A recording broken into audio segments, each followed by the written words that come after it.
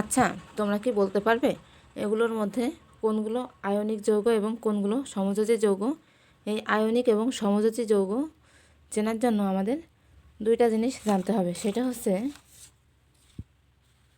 দেখো, ধাতু plus অধাতু ionic যৌগ আর অধাতু প্লাস অধাতু সমযোজী যৌগ। তাহলে ধাতু প্লাস অধাতু আয়নিক যৌগ আর অধাতু প্লাস অধাতু সমযোজী যৌগ। এরপর দেখো, অধিক ব্যবহৃত ধাতু কোনগুলো? দেখো, অধিক ব্যবহৃত ধাতু হচ্ছে lithium, sodium, potassium, beryllium, magnesium, calcium, aluminium, iron, copper, zinc, lead, manganese. এরপর দেখো, অধিক ব্যবহৃত অধাতু কোনগুলো? অধিক ব্যবহৃত অধাতু হচ্ছে hydrogen, nitrogen, oxygen, fluorine, chlorine, bromine, iodine, carbon, sulphur, phosphorus.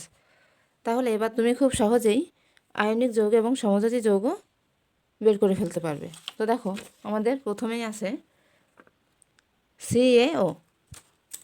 এই যে CaO, তাহলে দেখো এখানে এই যে Ca ধাতু আর O অধাতু, তাহলে ধাতু প্লাস অধাতু কী হবে?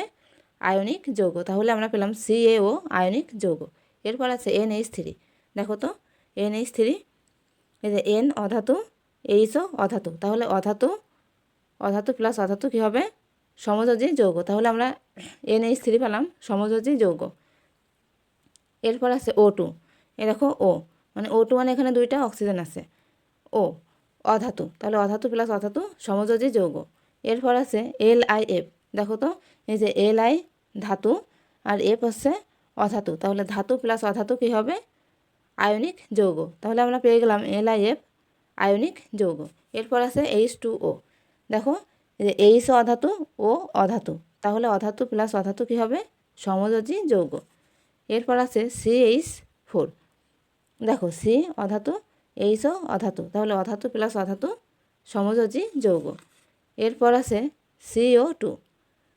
দেখো, এখানে C অধাতু, ও অধাতু, তাহলে অধাতু প্লাস অধাতু সমযোজী যৌগ।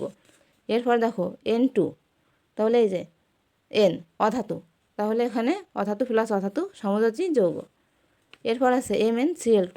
দেখো তো, এই যে এখানে Mn ধাতু, Cl অধাতু, তাহলে ধাতু প্লাস অধাতু আয়নিক যৌগ। এরপর আছে ApSO4। এখানে দেখো Ap ধাতু, S অধাতু, ও অধাতু, তাহলে ধাতু প্লাস অধাতু কী হবে? আয়নিক যৌগ। তাহলে ApSO4 আয়নিক যৌগ। এরপর আছে ZnS।